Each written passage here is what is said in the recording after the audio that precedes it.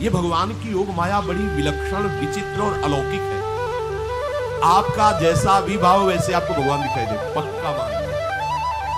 आप स्त्री भाव से देख रहे हैं तो भगवान आपको स्त्री रूप में आपके पास है, पुत्र भाव से पुत्र रूप में आप जान नहीं पा रहे वही है, दूसरा नहीं है।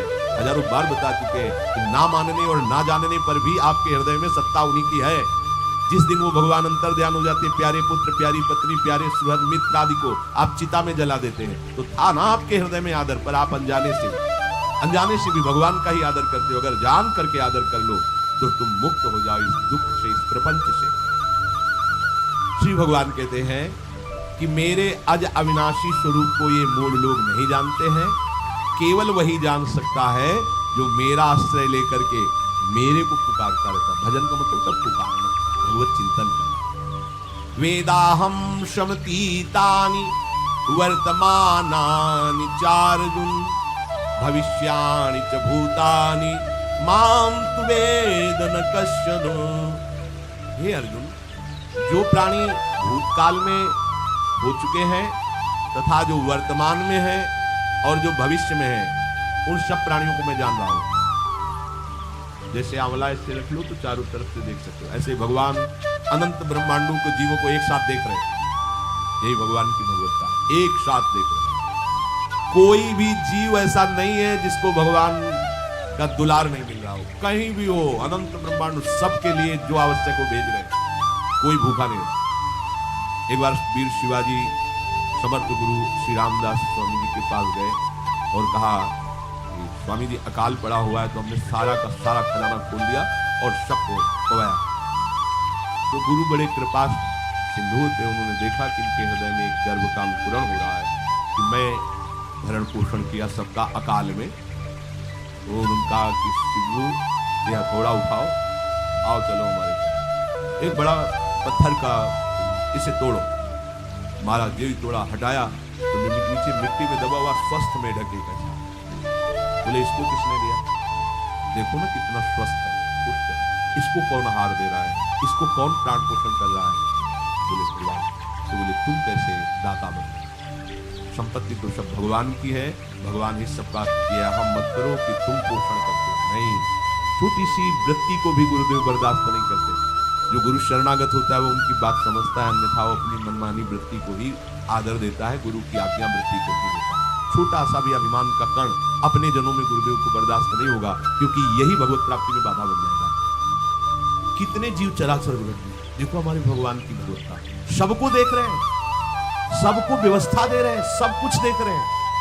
3 प्रकार की लीला हो रही, कहीं पालन लीला, कहीं सृजन लीला, कहीं विनाश लीला, उन्हीं के द्वारा हो रही, वही देख रहे हैं, वही कर रहे हैं।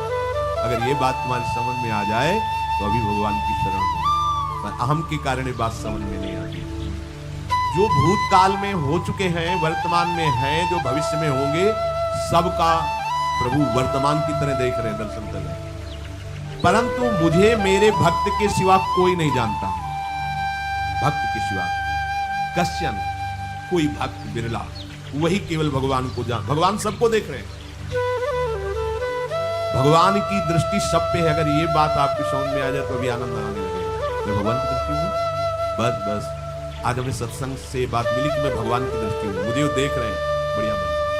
अब आप पाप कैसे करोगे? क्योंकि भगवान की दृष्टि में भगवान आपको देख रहे हैं। डरो, किसी गवाही की जरूरत नहीं, वो देख रहे हैं। तो आप भय क्यों कर रहे हो? आपको भगवान देख रहे हैं, आपको डरना है। फिर आप कामना क्यों कर रहे हो? भगवान आपको देख रहे हैं, जो चाहिए उस समय से दे देंगे, आप निश्चिंत रहेंगे। अगर आप अहम करोगे तो दुख भोगोगे, आश्रित रहोगे तो सब अपने आप निर्वाह हो जाएगा। एक आदमी ट्रेन के डिब्बे में बैठे ऐसे ऐसे दौड़ रहा है, तो भाई क्यों दौड़ रहे? बोले अमुक स्टेशन जाना है, तू बैठ जा, गाड़ी चल रही, ट्रेन चल रही, तू बैठ जा।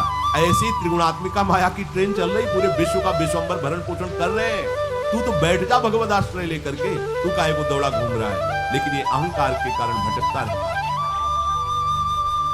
भूत, वर्तमान और भविष्य काल, ये 3 विशेषण देकर भगवान कह रहे हैं कि मैं सबको देखता रहता हूं, जो हो गए, जो हैं, जो होंगे।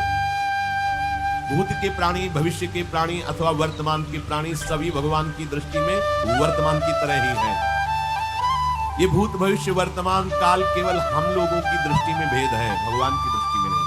हो चुका, होगा, हो रहा है। भगवान की दृष्टि में सब हो रहा है। पीछे का भी, अब का भी, सब सामने चल रही सीन। हमारे हृदय में विश्वास हो जाए प्रभु हमें देख रहे हैं। अभी तो हमें ये नहीं पता कि हम भजन कर रहे हैं, भगवान पता नहीं जान रहे कि नहीं जान रहे। अभी भक्ति में रंग आ जाए अगर ये बात समझ में आ जाए कि प्रभु देख रहे हैं। देखो जब हमारे गुरुजन बैठकर सुनते हैं और जब गाने को अवसर मिलता है तो ज्यादा उत्साह होता है कि बैठे सुन रहे हैं। ऐसे ही अगर हम मान ले कि हमारे प्रभु सुन रहे हैं, हम जो भजन करें हमारे प्रभु देख रहे हैं, जो सेवा करें भगवान हमारे स्वीकार करें, प्रियालाल स्वीकार करें, अभी भक्ति का रंग आ जाए, ये बात हमारे हृदय में बैठ जाए कि मैं हर समय प्रभु की दृष्टि में हूं, हर समय मैं अपने आराध्य देव की दृष्टि में हूं, कितना आनंद आएगा। अंदर से सोचे जरा, हर समय वो हमें देख रहे हैं और वो कह रहे हैं मैं देख रहा हूं। पीछे जो तुम किए वो देख रहे हैं वर्तमान की तरह, अभी जो वो तुम देख रहे हैं, आगे जो करोगे वो भी देख रहे हो। पहले से उनको सब पता है तुम ऐसे ऐसे चलोगे, ऐसे ऐसे कार्य करोगे। भगवान की दृष्टि में सब कुछ वर्तमान ही रहता है। संपूर्ण प्राणी काल के अंतर्गत है और प्रभु श्री हरि कालातीत है। देश काल वस्तु व्यक्ति घटना परिस्थिति ये बदलते रहते हैं, पर प्रभु श्री हरि वैसे के वैसे ही रहते हैं। काल के अंतर्गत प्राणियों का ज्ञान एक सीमित है। अब इस दीवार के पीछे कौन खड़ा है क्या कर रहा है पता नहीं, पर भगवान की दृष्टि में नहीं। भगवान की दृष्टि में सुमेरु पर्वत पर क्या हो रहा है, जहां किसी की दृष्टि वहां भी हो। ब्रह्मलोक में ब्रह्मा क्या कर रहे हैं, बैठे बैठे सब। इसलिए कितने महान ईश्वर है। एक छोटी सी भी चींटी को दाना मिला कि नहीं उनको चिंता है। देखो आप छोटे से 2-4 लोगों का भार लेकर के चिंतित हो रहे हो, अनंत ब्रह्मांडों के अनंत जीवों का भरण पोषण प्रभु हमारे कर रहे हैं और निश्चिंत है। अचिंत शक्तियां भगवान की, तो आप भी तो उनके बच्चे हो ना। ये सब कहने का मतलब है आप भी तो उन्हीं के अंश हो ना। 2-4 की चिंता में इतने तुम बावरे हो रहे हो, डिप्रेशन में पहुंच रहे हो। 2-4 कामनाओं के पीछे इतने, अनंत ब्रह्मांड तुम्हारा जो अंशी है अनंत ब्रह्मांडों के अनंत जीवों का अनंत काल से भरण पोषण करता चला रहा है। कहीं भी किसी के साथ कुछ भी गलत नहीं हो सकता। जैसे कहते कि क्या गलत हुआ, देखो ना अभी तो बच्चा था, ऐसा ऐसा हो गया। तुम्हारी दृष्टि में बच्चा है, पीछे तो बहुत पुराना है ना, जो कर्म करके आया उसका फल। कहीं भी गलत किसी के साथ नहीं होता, ध्यान रखना। जहां कुछ होता है, अभी हमने देखा मनो कि ये तो बहुत गंदा है, तो सीधे जा रहा था, ये आदमियों ने मिलकर इसे पीटा, अभी सीधा चल रहा है, पीछा टेढ़ा चल के आया है, और जिनको पीटा है वही आके इसे पीट रहे हैं। अब हम वर्तमान को तो देख रहे हैं ना, पीछे की बात तो देख नहीं रहे ना, भगवान पीछे की देख रहे हैं कि इसने पीछे बहुत ऐसा गलत किया, उसका हिसाब इसको मिल रहा है, इसलिए चुपचाप देखते रहे। ध्यान रखना, इतना भी गलत नहीं हो सकता इस सृष्टि में। कैसे गलत नहीं हो रहा, अभी तो नवयुवक था, उसने कुछ ऐसा किया ही नहीं, अभी तो नई अवस्था थी, अभी तुम्हें दिखाई दे रहा है 15 वर्ष का।